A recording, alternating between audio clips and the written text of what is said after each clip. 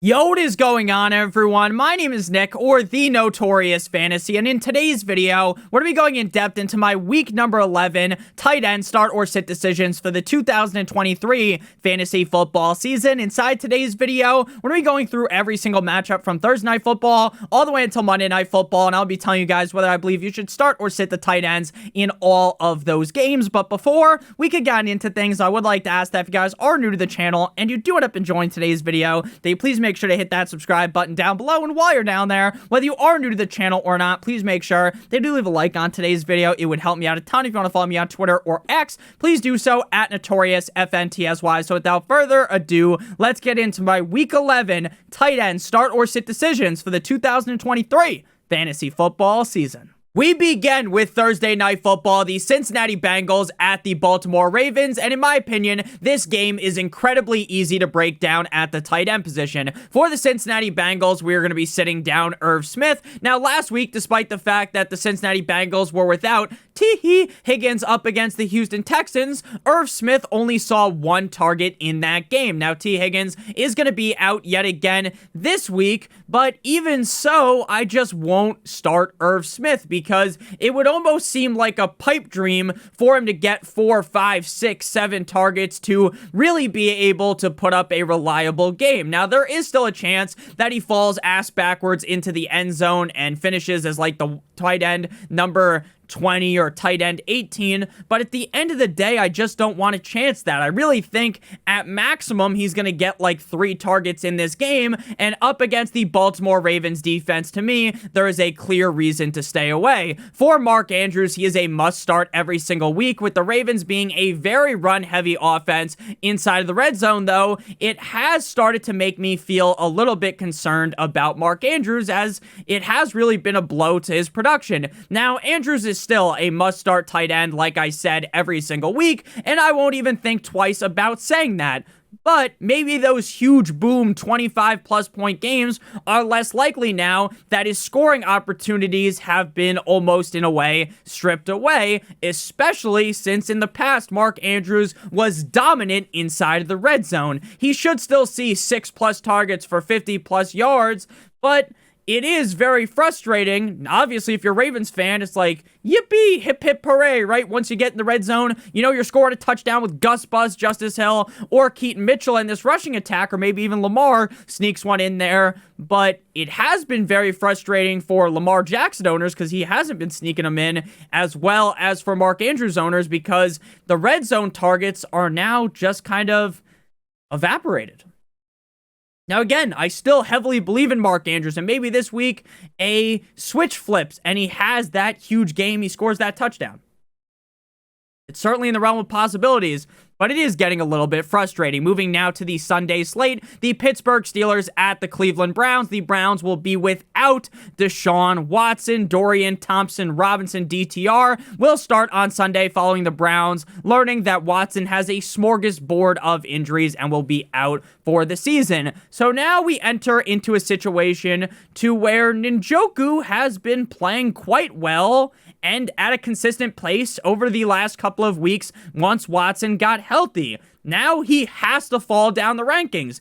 DTR is a humongous step down from Watson. Now, you can say whatever the fuck you want about Deshaun Watson, but at the end of the day, when push comes to shove, David Njoku was in a significantly better place with Watson compared to DTR or PJ Walker. Now, I actually think DTR is the worst case scenario for David Njoku because at least PJ Walker is somewhat accurate with throwing the football. DTR is not a good passer, but you have to hope that he locks on laser eye style to try to throw the ball to Njoku a million times if you have to start him. So he's kind of a fringe start. The upside's there because of how skilled the Chief Njoku is, but we all know deep down that without Watson and without PJ Walker, Njoku might be on the struggle bus. Pat Freiermuth is expected to return this week from his hamstring injury that made him miss 5 straight games, and he also had a bye week in between those. The matchup here isn't really great against the Browns,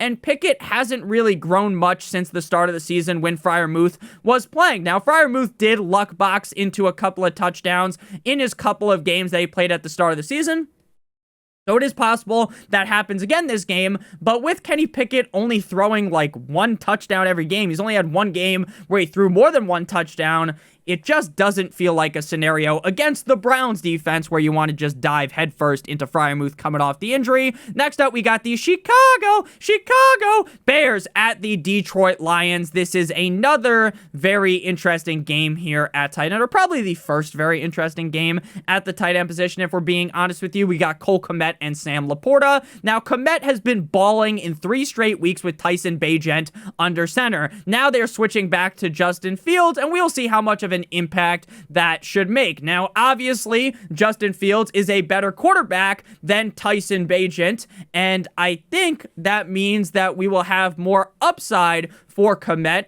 but the floor might be a little bit lower, considering Bagent has just been force-feeding the rock down the throat of Kmet in 3 straight games. In all 3 of those games, he has had 7 or more targets. Now, the Lions defense is looking a little bit softer as of recently, so Kmet should still finish as a top 12 tight end, but to me, it does really feel like his floor seems a little bit lower as of right now with Fields compared to with Bagent, which might sound absolutely insane coming out of my mouth.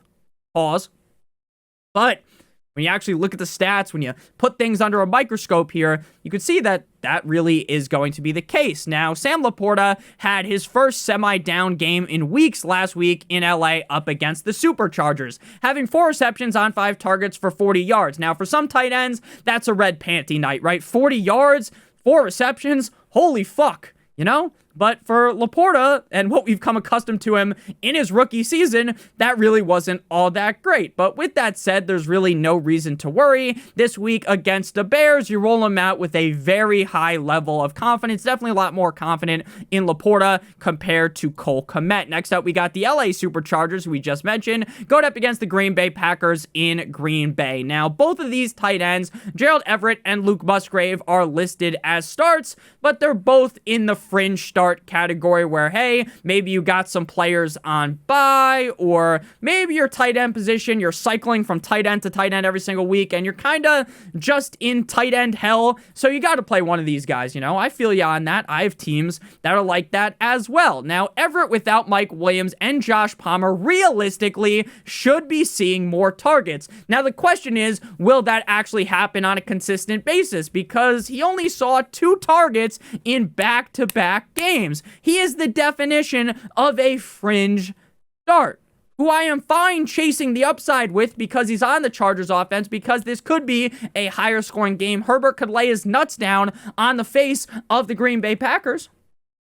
But just because that happens, and just because we see that Herbert has this good game, the Chargers offense is kind of humming, doesn't necessarily mean that Everett is going to be a great fantasy option at tight end. Luke Musgrave is another fringe start type of tight end. I say this weekly, but he's a guy that jumps off the screen, jumps off the page in terms of advanced analytics. He is doing a lot of things correct on the field, but has never really shown up at a consistent basis repeatedly in what actually matters for fantasy, which is the stat sheet. He has had back-to-back 50-plus yard performances. The matchup here is good against the Chargers, but I would be lying telling you I'm uber confident in Musgrave because the play of Jordan Love has fallen off the edge of the fucking earth, Christopher Columbus style, as of recently, right? Coming out the gate of the season, we've talked about this a lot.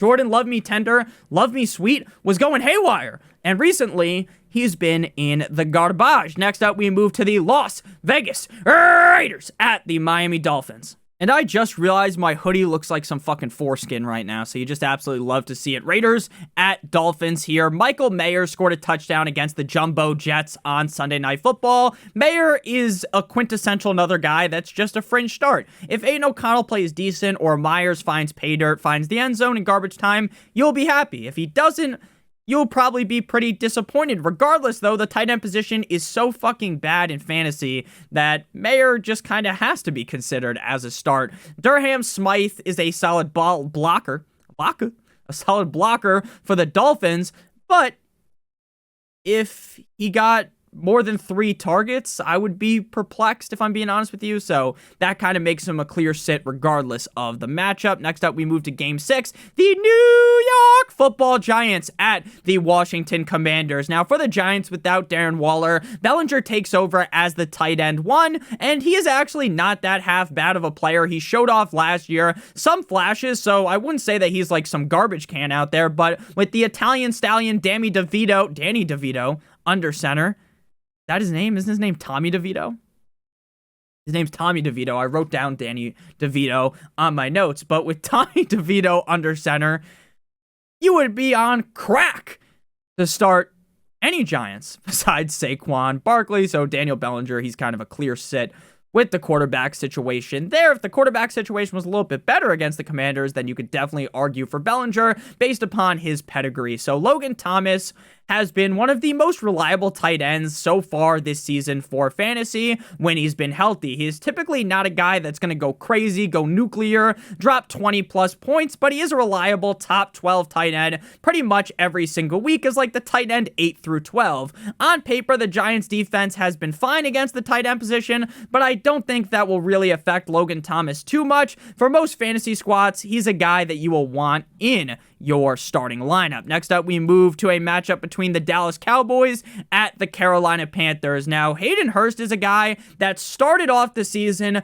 on fire. He was shot out of a cannon. The man was looking like Travis Kelce. And ever since then, he has yet to crack the top 20 at the tight end position. Plus, with how Bryce Young has been playing, and with so few targets going the way of Hayden Hurst, to me, he's a clear sit. Also, Hurst is in the concussion protocol, so he may not even play. If he doesn't play, Tommy, make that ass tremble, will be the tight end 1 on the team, so Hurst is a sit. Jake Ferguson, Fergalicious, has been a top 12 tight end in 3 straight games, and in each of those games, he has scored at least 1 touchdown. Dak is playing out of his mind right now, and if he continues to play like this with how, to me, it's not very clear at all who the MVP of the NFL is going to be this year, it could end up being Dak. Now, obviously, is he like some favorite? Fuck no, baby. But if he keeps playing this way for the rest of the season, then there's an argument that could be made there. Again, is he going to win it? Probably not. But I think you could technically argue for it if he keeps playing this way. And the way he's been playing super well, very nice, I like, has really helped out Ferguson. This is a great matchup this week, so I expect at a minimum a top 10 game from Ferguson with clear upside to being a top 5 tight end, assuming the Cowboys smack the ever-living shit out of the Carolina Panthers. Next up, we got the Les Titans at the Jacksonville Jaguars. If you guys have enjoyed today's video thus far, make sure you guys hit that subscribe button down below if you're new, and whether you are new to the channel or not, make sure to leave a like on today's video. It would help me out a ton. So, Evan Ingram, last week, this Jaguars offense looked like they were in need of a jump start. They didn't even come out the gate looking good, right? It wasn't like one of those performances where, you can't get it up, but, it was like a semi popping up, and then you just lose it. I don't know, you couldn't figure things out. You're too stressed out to get a hard on. This was one of those where it's like, nothing's happening. There is no movement. It's straight up fucking noodle downstairs. And that's what happened for the Jags, Ingram included. It was a really bad performance from the whole Jaguars. They got absolutely shellacked, smacked around by the 49ers. And this was his first down game since week 5 in London up against the Buffalo Bills. Now, I wouldn't panic since the Bills matchup is a wet dream for Ingram and the rest of this Jaguars offense.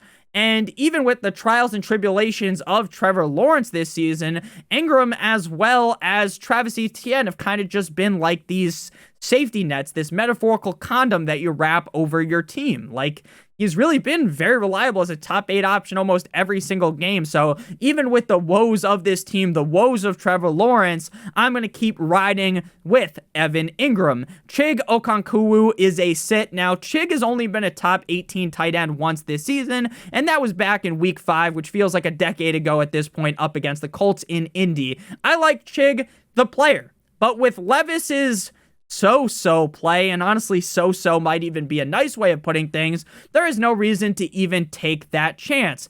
Even if I think the matchup is fine for the tight end position. Next up, we move to the Arizona Cardinals at the Houston Texans. But before we break this game down at the tight end position, I would like to give you guys a quick word from our friends and our sponsor over at Underdog Fantasy. Underdog Fantasy is the best place to play NFL Pick'em in the whole entire universe, and Underdog has a great offer for you guys today that we'll be talking about in just a couple of seconds. But first, I want to explain how Underdog's Pick'em game works. Now, I'm recording today's video after Monday Night Football. It's early Tuesday morning. It's like 1 a.m., so not all of the Pick'em picks are out yet. But for right now, we got the Bengals versus the Ravens in Baltimore on Thursday Night Football. For this game, we're going to have to go ahead and pick a minimum of 2 players from at least 2 different teams. So we're going to go with 1 player from the Bengals, 1 from the Ravens. We're going to go with Joe Burrow, higher than half an interception, and we're going to go with Lamar Jackson, higher than half an interception. I think the defenses are going to get at least 1 pick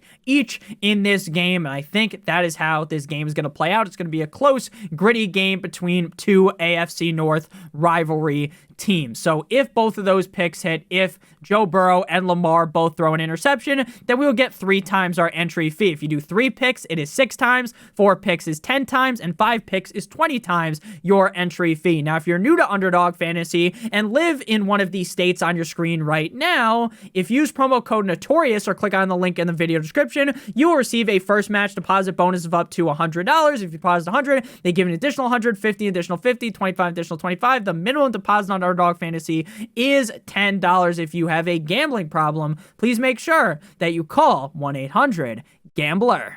Back on into things here, the Arizona Cardinals at the Houston Texans. Now, this is a kind of monstrous King Kong versus Godzilla tight end matchup, which, if you told me at the beginning of the season that I would say those fondly of words, those kind of words about McBride and Schultz, well, Schultz, I love Schultz in the offseason, but McBride, I would have told you were crazy. So Trey McBride with Kyler back, the upside of McBride appears to be very real. Last week, this motherfucker is not real. Last week against the Atlanta Falcons, he had 8 receptions on 9 targets for 131 yards. The return of Kyler should also make McBride not only a higher upside option, but also a safer option weekly. Now, we all know the tight end position is very finicky, and no one is truly safe, right? Even Kelsey had a bad game against the Dolphins, but I hope you understand what I mean, right? He becomes a lot safer with Kyler under center compared to with Clayton Looney Tunes. He, to me, is now entered the must-start category at the tight end position, and the matchup is very solid for him to have maybe even the tight end 1 game for the week. Now, Dalton Schultz, just like with McBride, has officially moved to me to the must-start tight end position. 5 of 6 of his last performances,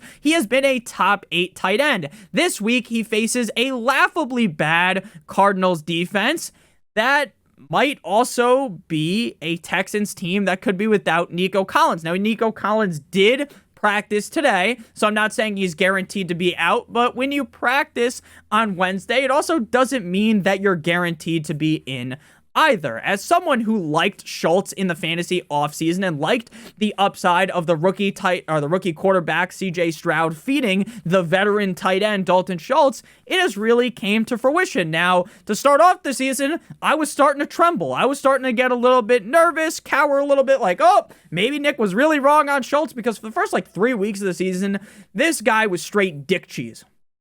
Straight up terrible, a 2-pack of ass. But recently, he's been looking very nice. Shout out Borat.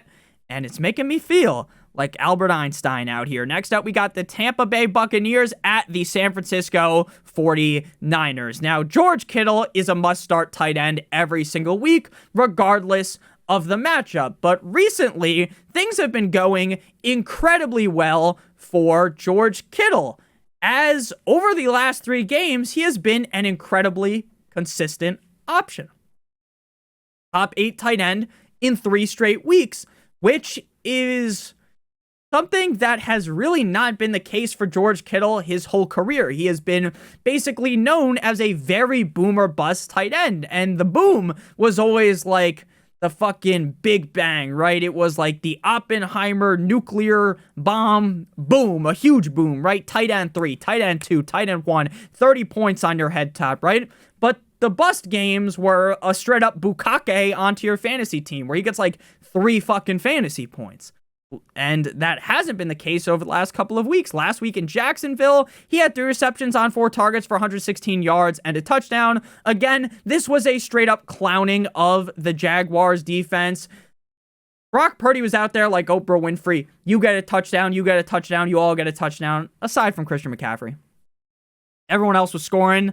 Now, I know that he is still a boomer bust player, and he's probably not going to be able to shake that narrative off of him. Shout out Taylor Swift. But with the consistency recently, and with the insane upside that this man possesses in the 49ers offense, especially with Brock Purdy looking as back as he does, you have to start Kittle every single week. Now, Otton's another one of those guys that you can kind of throw into the fringe start category. Now, Otton did not do very much in a pretty dominating affair by the Bucs up against the Tennessee Titans. He had just 2 receptions on 3 targets for 10 yards. Now, against the 49ers defense, I definitely don't expect much with how fragile the tight end position is, though, like we've talked about throughout today's video, Otton becomes a fringe start-worthy option. Now, the upside is there. Assuming he gets his normal 5 targets, he should be just fine.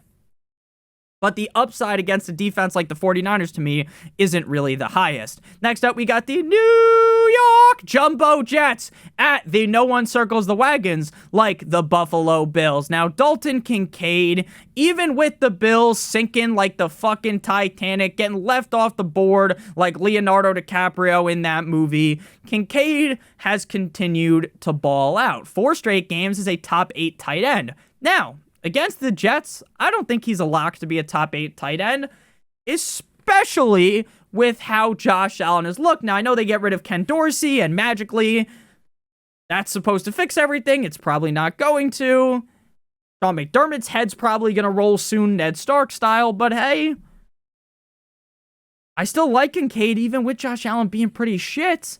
He's a must-start tight end to me. He's in that category, but I would be lying to you, straight up lying to you, if I said I wasn't at least a little bit nervous this week.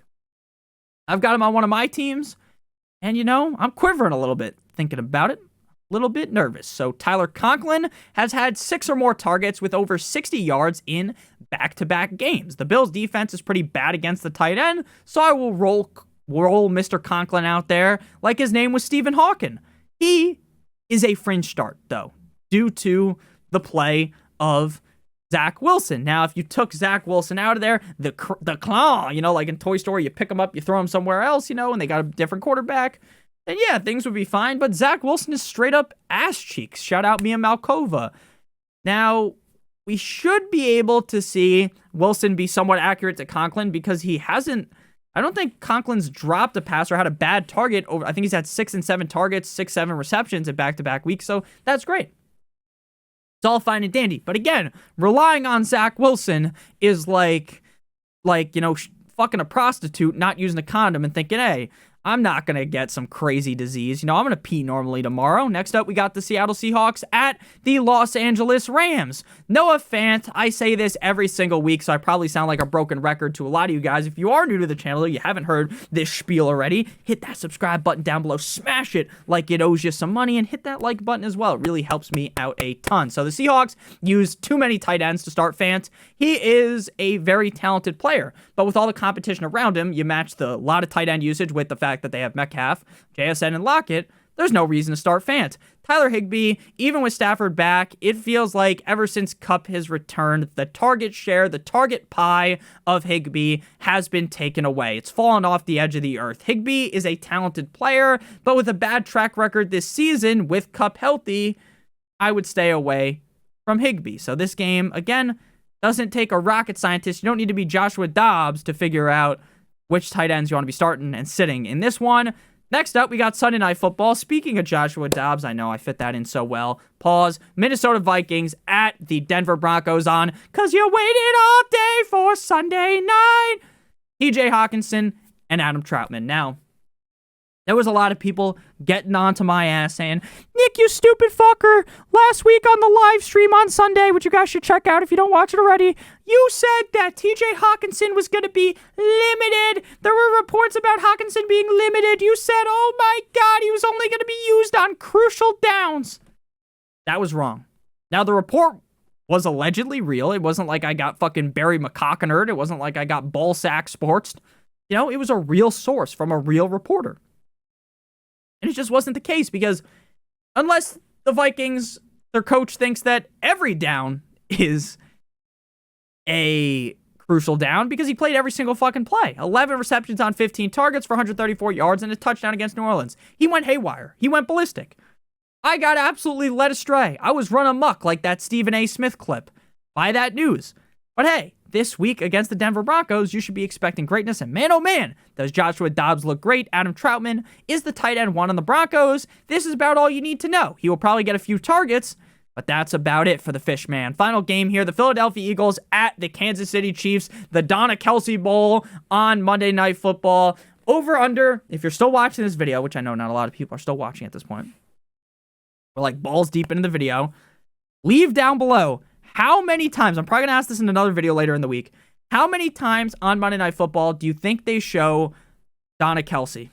How many times? Over, under, we'll go 4.5. Do you think it'll be over 4.5, which would be 5 or more, or under 4.5, which would be 4 or less? Let me know in the comment section how many times you think we're to see her. I'm going to go over on that number. Travis Kelce, prior to the bye week in Germany, Guten Tag, Kelce got locked up, like that Akon song, by the Dolphins defense. 3 receptions on 4 targets for just 14 yards. I don't think the Eagles will be able to stop him. They didn't stop him in the Super Bowl, so he is very obviously a must-start every single week and is currently ranked for this week as my tight end number 1, and he is my tight end number 1 for the rest of the season, which would be a shock to absolutely nobody. Now, for the Eagles, Jack Stoll should be the starting tight end. Now, I've been scouring through the internet, type, you know, everywhere, looking for some Goddard news, and I haven't really seen much. Now, the earlier reports were that he fractured his forearm in week 9, and that he will definitely miss some time and could potentially even be put on the IR.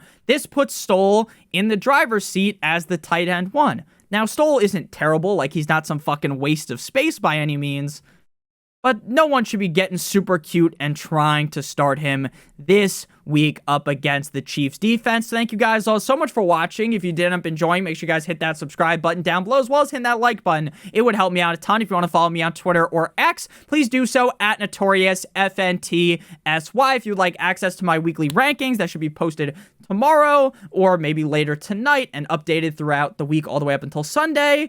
Or if you want any of your questions guaranteed to be answered, make sure you guys check out the Patreon link for $7.50 a month in the video description. I love you guys all so much. Again, I really do appreciate you guys. Check out one of the videos on your screen if you haven't seen them already. Love you guys. Love you a long time. Have a great one. And as always, good boy.